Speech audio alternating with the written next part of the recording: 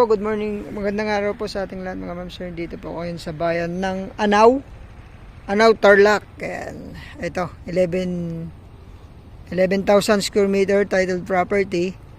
Meron siyang right of way, 5 meters wide. Tapos, mga 40 meters to 50 meters yung kanyang length, yung paba. So, ang luwang, mga 5 meters wide to. Ano to? Power line, internet, yan nawasa katabi natin. Poste. So, kompleto po lahat ito. Tapos malapit sa Tiplex. Ayan. Pero from Tiplex, to, exit sa entrance, mga 3 to 5 minutes. Ito, pasukin natin to. May mga mangga. Ilang mangga to, Kap? 55? 55 daw po na mangga. So, napakaganda. Kasi malapit siya sa Tiplex. Tapos from Manila, 2 hours lang and 30 minutes more, nandito ka na sa property mga ma'am sir.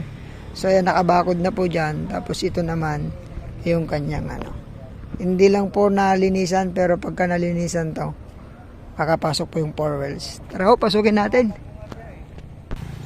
Ayan po, ito po yung right of way nya. Napakaluwang. Ayan. Ito po yung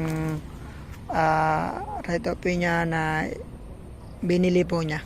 So hanggang dun yun manggahan. Tara po, may mga tanim na rin pala siyang nyug. Ay nyug oh.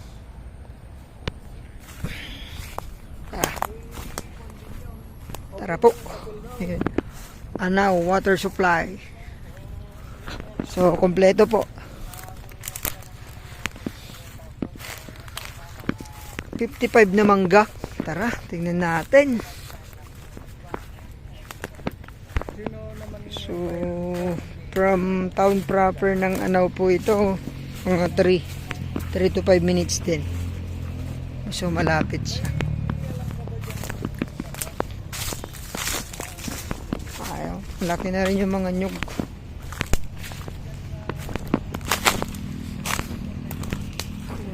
Ang ganda pala ng loob. Tapos may dadaanan tayong maliit na dadaanan lang ng tubig. So,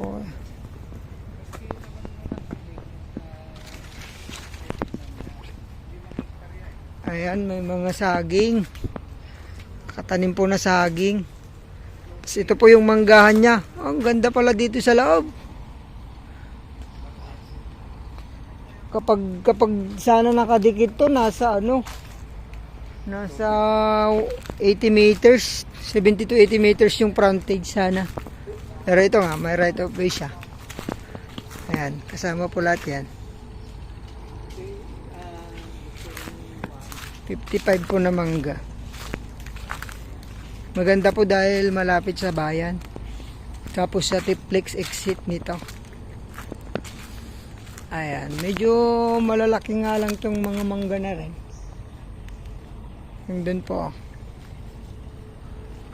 So, mango farm, mga ma'am sir.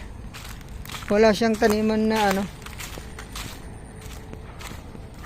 So, 1.1 to. Mahaba-haba talaga yung frontage niya. Nasa 80. Ayan, medyo hapon na kasi tayo. Nandito tayo sa Anao ngayon. Nakadayo tayo mga ma'am sir. Tanong ko dito sa mga kasama ko kung may natatamnan na palay. Kasi 1.1 siya. Ayan, medyo kailangan nyo din mag-proning. Yung iba kasi malalapit din. Pero karamihan maganda yung space ng mangga. Ito native to. Kinalabaw na manggahan. Pero pa pwedeng pagtamnan ng kalamansi. Kapula bang rice land to? Kang dun. Meron ba? May rice land daw po. So, mango farm with rice land. Tara, puntahan po natin yung rice land. So, ito, pwede siyang residential kasi may nawasa, may free internet, tapos Pwede din siyang ano, may taniman niya din ng palay, gulay, mais, pwede siya. Ang ganda po pala nito. So ito sa dulo, Kap.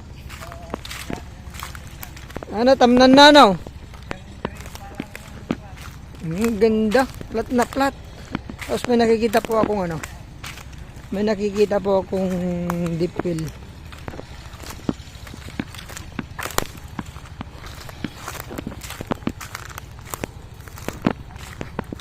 Ito, mais pa lang tanim.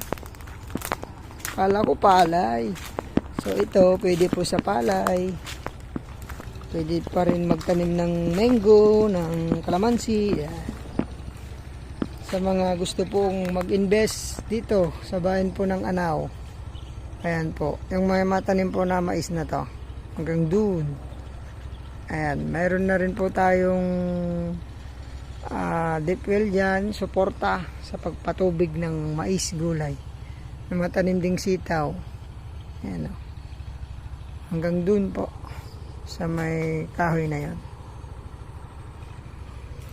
So, ayan, ang ganda po nito. 1.1 hectares. Yung mga mangga, oh.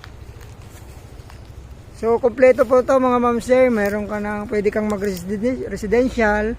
May mango farm ka na, tapos may farm lot ka pa sa likod. Pwedeng magtanim ng ano, palay tsaka gulay. Mais, ito.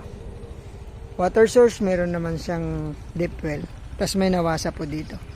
Ayan po, bayan po ng Anao, 1.1 hectares titled property. Tawagan nyo lang po ako sa aking numero, lalagay ko po sa screen, mga ma'am sir, at sa aking Facebook account. Yung number po na yun, Viber, WhatsApp na rin, CP number ko na rin po yan. Lalagay ko dito. Ayun, thank you so much po sa mga nanonood ng ating munting channel. Sana makapili po kayo sa aking mga inaalok sa inyo. Salamat po sa mga nag-subscribe. Sana po makapili sa mga susunod po na aking mga vlog. Yun na po nawa ang yung property na hinahanap. Ayun. Maraming salamat po sa inyong lahat. Ingatan po kayo ng Panginoon. God bless po sa ating lahat.